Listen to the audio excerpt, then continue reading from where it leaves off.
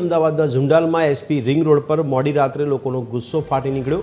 Hotel હિલ્લોક નજીકનો divider cut ખોલાવવા સ્થાનિકો રસ્તા પર ઉતર્યા। ડિવાઈડર કટ બંધ હોવાથી વાહન ચાલકોને 3 કિલોમીટરનો લાંબો ફેરો ખાવો પડે છે। વારંવાર રજૂઆત છતાં ઓરડાએ ઉકેલ ન લાવતા મોટી સંખ્યામાં લોકોએ સૂત્રોચ્ચાર કરીને વિરોધ દર્શાવ્યો। તો બીજી તરફ આ ચક્કાજામના કારણે ઝુંડાલ અને વૈષ્ણોદેવી રસ્તાની બંને તરફ વાહનોની લાંબી લાઈનો લાગી છે। એમ્બ્યુલન્સમાં પણ જામમાં ફસાઈ હોય તેવા સમાચાર મળી રહ્યા છે।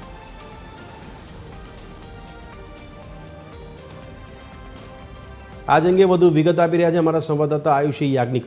આયુષી, જણાવશો જે ત્યાં સ્થાનિકો દ્વારા જે એકત્ર થયા છે ને કઈ બાબતને લઈને વિરોધ કરવામાં આવી રહ્યો છે અને આ વિરોધના પગલે કોઈ સમાધાન મળી રહ્યું છે કે કેમ? બિલકુલ ભદ્રેશ, છેલ્લા ઘણા દિવસોથી હોટેલ હિલ્લોક આસપાસ રહેતા લોકો છે તેમાં એક પ્રકારનો રોષ ભભૂકી રહ્યો છે અને જેનું કારણ છે કે હિલ્લોક પાસેનો જે કટ હતો તેને તંત્ર દ્વારા બંધ કરી દેવામાં આવ્યો છે, જેના કારણે આસપાસના હજારો સ્થાનિકોને 3 કિલોમીટર જેટલું ફરીને જવું પડે છે અને તેનો રજૂઆત પણ કરવામાં આવી હતી। જોકે કોઈ નિકાલ ન આવતા સતત જે લોકો છે તે રસ્તે ઉતરી રહ્યા છે।